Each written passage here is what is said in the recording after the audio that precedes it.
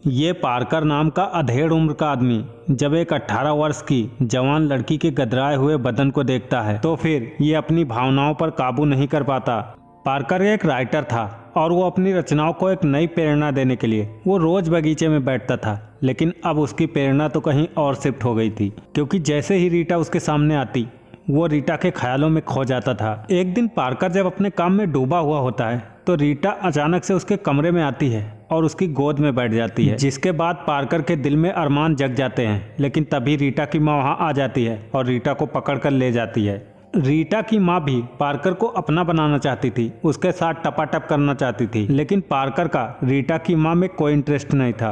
एक दिन ये तीनों जब झूले पर बैठे हुए होते हैं तो पार्कर का ध्यान सिर्फ रीटा पर ही था। ये देखकर रीटा की माँ को बहुत जलन होती है, इसीलिए वो रीटा की गुड़िया छीनकर नीचे फेंक देती है और रीटा से कमरे में जाने के लिए बोलती है। लेकिन रीटा ना तो गुड़िया उठाती है और ना ही ऊपर कमरे में जाती है, बल्कि वो वहीं पास में डांस करने लगती है। अब रीटा की माँ पार्कर का ध्यान अपनी ओर खींचना चाहती थी, लेकिन पार्कर की निगाहें रीटा से हट ही नहीं रही थी। अब रीटा की माँ इस बात से परेशान होकर रीटा को बोर्डिंग स्कूल में भेजने का फैसला कर लेती है। रीटा जाना तो नहीं चाहती थी, लेकिन अपनी माँ को मना भी नहीं कर पाई।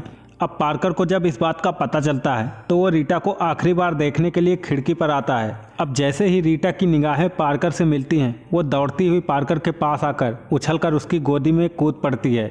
अब रीटा ने जाने से पहले पार्कर के लिए एक चिट्ठी लिखी थी, जिसमें उसने ये लिखा था, मेरे जाने के बाद अगर तुम यहाँ से नहीं गए तो मैं वापस आने के बाद तुमसे शादी कर लूंगी। रीटा की गैर मौजूदगी में पार्कर ने रीटा की माँ से शादी कर ली और उसके साथ रहने लगा। लेकिन पार्कर कभी भी रीटा की माँ को दिल से स्वीकार नहीं कर सका और इस बात को लेकर इन दोनों में अक्सर झगड़े होने लगे।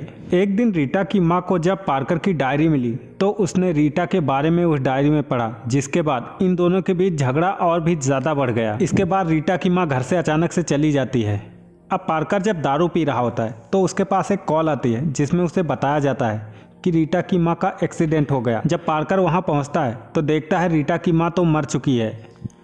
अब इसके बाद पार्कर रीटा के स्कूल जाता है, जहाँ पर काफ़ी दिनों बाद उसने रीटा को देखा था। रीटा जब अपनी माँ के बारे में पार्कर से पूछती है तो पार्कर उससे झूठ बोलता है। वो बोलता है तुम्हारी माँ बीमार थी, इसीलिए वो हॉस्पिटल में है। अब पार्कर रीटा को घर ले आता है। रात में पार्कर रीटा के कमरे में ही सो जाता है और वो उसके साथ टपाटप करना तो चाहता था, लेकिन उसके मन में रीटा की माँ की मौत का दर्द भी था। अगले दिन रीटा फिर से अपनी माँ के बारे में पूछती है और उससे बोलती है तुम मुझे उनसे मिलाने क्यों नहीं ले जाते। तब पार्कर उसे सच्चाई बता देता है। इसके बाद रीटा पार्कर से काफी ज्यादा नाराज हो जाती है।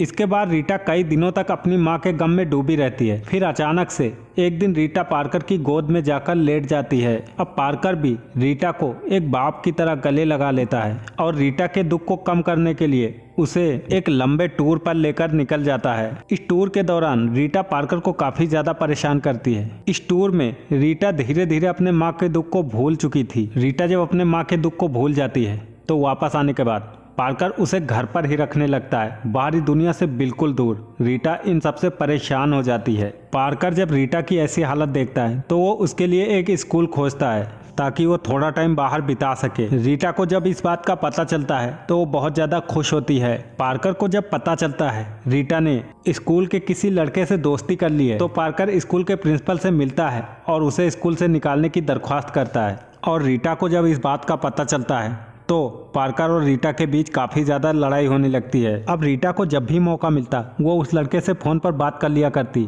पार्कर जब ये देखता है तो वो रीटा से पूछता है तो रीटा उसे बताती है वो सिर्फ मेरा एक दोस्त है। लेकिन पार्कर को अब पूरा यकीन हो गया था कि रीटा अब उस लड़के के साथ घपाघप कर रही है। रीटा को अपनी ज़िंदगी में वापस लाने के लिए पार्कर फिर से रीटा को लेकर एक लॉन्ग ड्राइव पर निकल जाता है। एक दिन रास्ते में जब वो पेट्रोल स्टेशन पर गाड़ी में पेट्रोल डला रहा होता है तो देखता है रीटा किसी अजनबी से बात कर रही है। जब पार्कर वहाँ पर आता है तो वो अजनबी गायब हो जाता है। जब पार्कर रीटा से पूछता है, जिस पर रीटा उसे कुछ नहीं बताती, इस पर पार्कर गुस्सा होकर उसे थप्पड़ मार देता है।